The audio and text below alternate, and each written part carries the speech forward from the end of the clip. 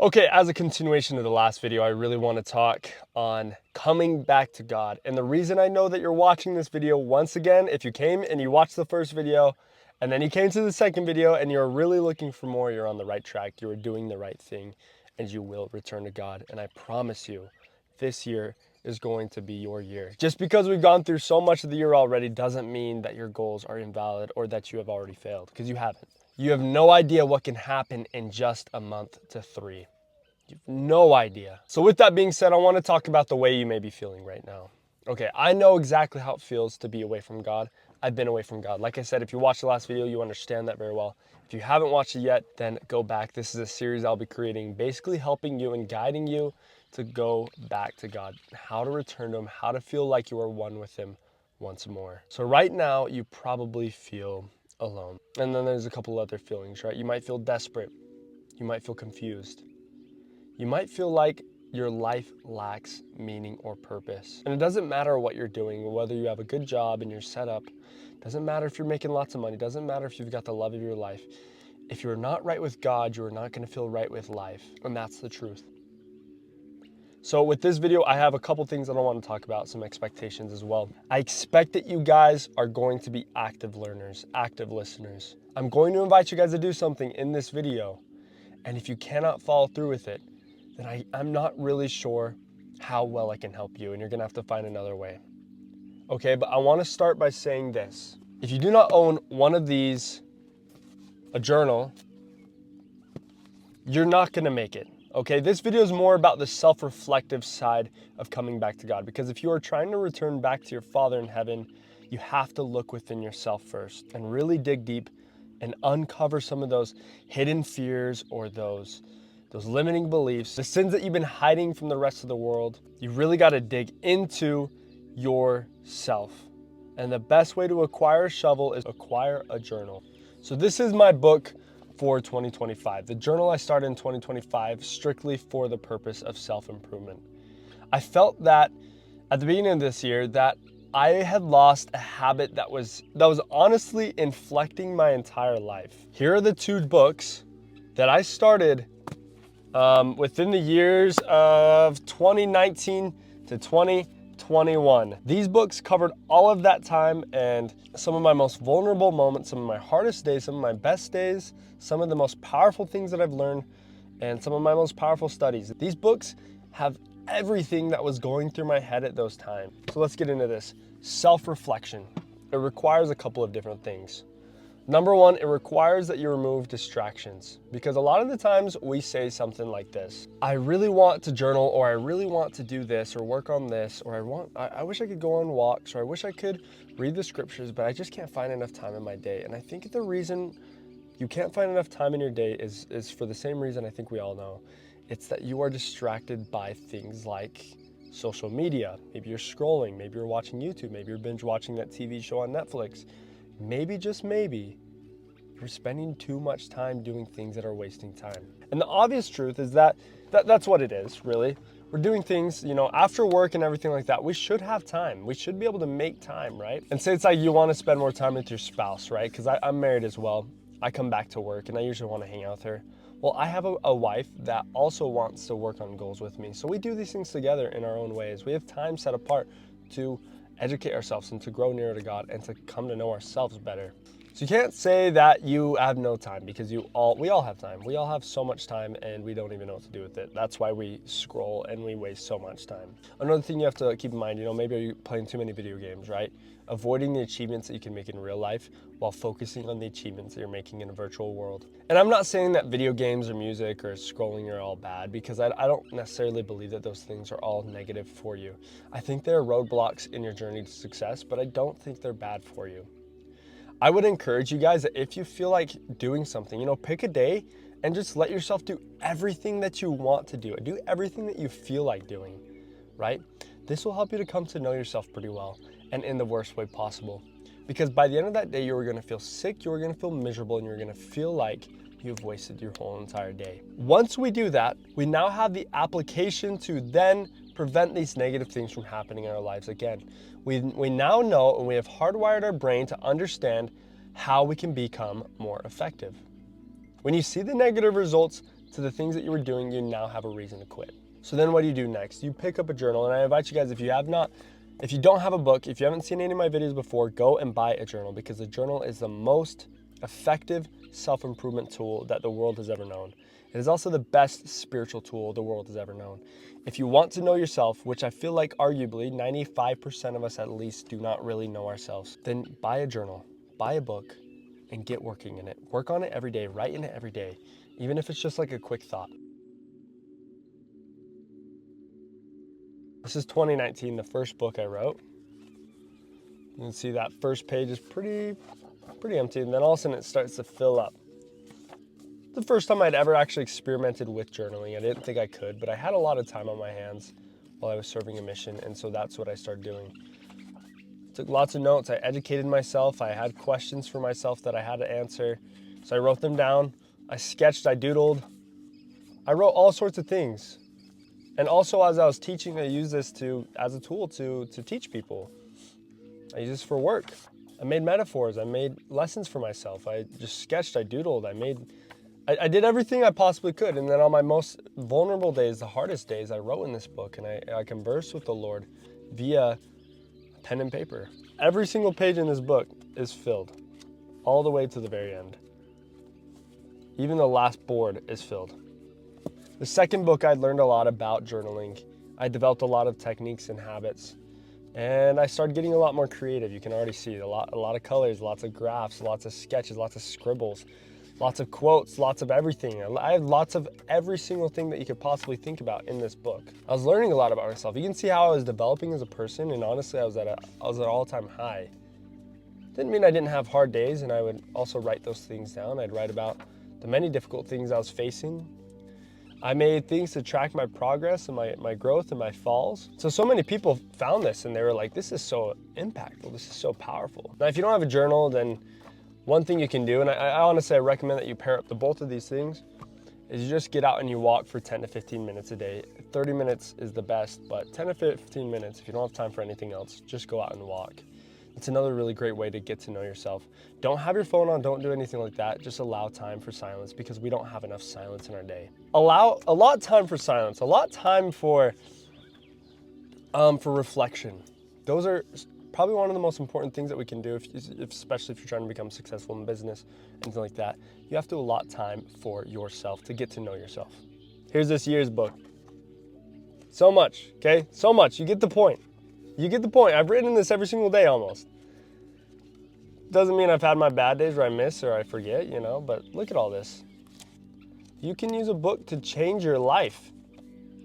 And guess how expensive that is? $3 to $7 at least. Now, the reason I'm talking about all this is because I know that self-reflection brings you closer to God. On some of my hardest days, I've found myself writing down prayers to my Father in heaven in desperate times, asking Him for help, asking Him for recognition of my downfalls or the things I need to be strengthened in. I found myself writing all the time. I truly do believe that if you want to get to know God, if you really want to return to your Father in heaven, which I know you do, you don't want to feel this miserable feeling of homesickness, really heavenly homesickness. You really got to start digging deep into your soul. And you got to start figuring out what it is about you, uncovering the sins, the fears, these limiting beliefs, uncovering your old dreams and your old goals. Now, I have an activity for you guys. If you've got your journal with you, this activity is to help you uncover the fears and the limiting beliefs that you have. And I wrote it down, so I want to pull that up real quick. And this is called shadow manifestation. It's this idea that in the forefront of our minds, we want things, we desire things, and we manifest them, right? We try to bring them into existence by thinking about them, by trying to trick our mind into thinking that we've already achieved them, so that in turn, we are then capable, we are available to receive those things, so that we are in tune with God, so that He can give those things to us. But at the same exact time, we forget that that's just the forefront of our mind.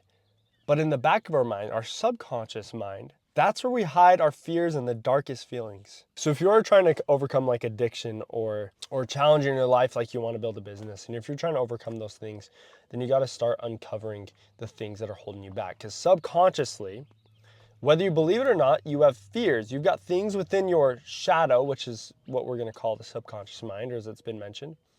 The subconscious mind, or the shadow, also manifests subconsciously. Well, you don't even realize it. It's all passive manifestation. And so while you're trying to succeed and you're trying to manifest good things in your life, you're trying to manifest money, you're trying to manifest a friend, you're trying to manifest a wife, you're trying to manifest anything, right? While you're trying to manifest things, you have these underlying fears within your shadow or your subconscious mind that are also trying to manifest. So for example, if you really believe that you can do something, if you really want to do something or achieve something, you're always going to have this underlying belief that you don't even realize you have, that at the same time is also trying to manifest. And so you're self-sabotaging as you manifest. So the best way to do this, let's go through this activity. If you got a pen and paper or your journal in this case, I need you to write these things down in a place where you will remember it. So like for example, maybe in the backboard, maybe the backboard of your journal, right? Or the front board, which I've already filled in pretty, I've got room if I wanted to, but find that one of those places, or just have like a bookmark or something in the book so that you know where to find it. So subconscious sabotage, this is what this is. So we're gonna go through our shadow desire exercise so that we can uncover these shadow desires that we have. So number one, name your desire / goal. And hopefully what this is to you, maybe it's like your main goal. What is your main goal in life? What do you really want from life? Okay, I'm gonna let you guys ponder on that, write it down. Name your desire / goal. So for example, that might be like, what do you want right now at this very instant? What do you want? Now, the main thing, you got to be honest. Is this money? Is it recognition? Is it freedom? Is it a relationship, etc.? What is it? So write that down. Number two, ask the shadow question. Okay, so the shadow question is, if I got this, what would it prove about me? What would it prove about me? Would it prove that you're lovable? Would it prove that you're worthy? This question alone proves what your shadow is secretly trying to chase. So for example, when I was doing this, I was like, okay, what I've always wanted, my main goal has always been that I want to succeed at YouTube. But when I had gone through this activity and I asked myself, you know, what would it mean? If I got this right now, what would it prove about me? And what I had come down to understanding is that I would just be recognized. So that revealed something about me. I care about being recognized, which means what? It means maybe that I don't feel confident in who I am, right? Like I don't feel confident in the way that people see me. I care if people value me and the things that I have to say. I care about those things. Let me just add this on, right? What would that prove about your spirit, right? Because are you you, or are you your spirit? Are you something that came from God, that lived maybe in a life before this with our Father in heaven, with skills and talents and an individual personality? Or are you that is basically made up of beliefs and systems that have been presented to you in your lifetime? Next, number three, find the fear underneath. So ask yourself this: what am I afraid it would mean about me if I never got this thing? Or if I never got this, what would it mean? And write that down. Think about it. Ponder on it. What would it mean? For me, it meant if I never became successful at YouTube, it would mean that I'm not valued. People don't value my thoughts, the things that I believe. Maybe people don't value me. 4, flip the script. Now this is the thing. Satan teaches us a lot of things, and he forces it into the back of our minds. That's where Satan speaks, because he knows that that's where it's going to be undetected, right? So even without this, I am still blank. That's what you want to write down. Even without this, I am still blank. Whether that be loved, capable, valued, worthy. Even if I don't succeed at YouTube in my case, I am still valued. People still value me. And the thing is, you know that people will still value you, right? Or people will still love you. People still appreciate you. People will still think highly about you. Not everybody will, but people still will. And 5, integrate. Okay, this is the final piece of this, and I want you guys to really consider this and write it down. So instead of trying to manifest to escape the shadow, the fear, the underlying belief, try manifesting from wholeness. Okay, so for example, I choose this desire not to fix me, but to expand me. So for example, I choose YouTube not to make me feel valued, not to make me feel worthy to other people, but to expand me, to make me better. And when you manifest from that side of things, that's a very godly way of manifesting. This is a very faithful way of manifesting. God will reveal things unto you.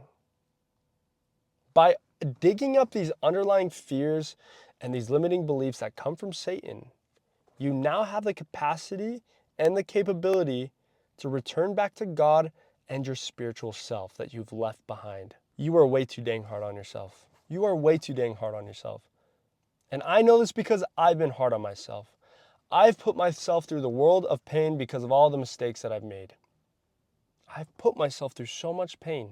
But at the end of the day, God loves me. He loves me so much, He gave His only Son to die for me. And none of us are capable or have a capacity to understand the value of that. I'm not a father. I don't know what it's like to have a son.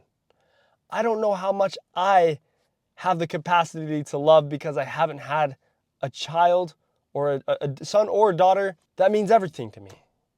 I know that that's a love that can't be experienced in any other way. I know that, but I'm not a father and I haven't experienced that yet. That's the closest thing you can get to understanding how God feels about you.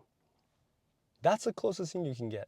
My friends, my family, my brothers, my sisters, if you are trying to return back to God, if you feel that He is calling you back to Him, come back to Him. But to think you can just return to Him without healing yourself first, without escaping, without digging up these sins, these underlying limiting beliefs, these fears that come from Satan, to think we can get to God without doing the work it's mind-boggling. It's sort of unrelated, but it's also sort of related. I was closest to God when I sold my Mercedes. I was furthest away from God when I had it. I created value in things that were not valuable. I didn't understand who God was because I was covering everything up with the fears. Why did I have this Mercedes? Why did I care so much to have this Mercedes that made me broke? I cared so much about being valued. That's always been my fear. Since I've started to cast those things out, cast out these whispers of the devil, my life has gotten better. I've drawn nearer to God. Once I've understood these underlying fears, these limiting beliefs, these things that I seek subconsciously that come from the devil, I've understood exactly how to return back to God. And that's what I hope for you guys to do today. My name is Gabriel Bowman. Thank you guys so much for watching this video. If you guys enjoy this series, I have 2 more videos I really want to make, but I'm not going to make them unless I know that you guys want it. Otherwise, I've got lots of other videos to film. So please comment yes if you want to see more of this series. I'll have it here on my in a playlist. If you go on my main channel, you can click playlists. You'll find this series. Basically, it's going to be called something like Returning Back to God. So if you are here to return to God with me, please comment yes, and I will get you guys back to our Father in heaven who loves us and wants the best for us. Thank you guys so much for watching this video. Please leave a like, comment, and subscribe, and I will see you in the next video, which will be next Monday. So I'll see you then.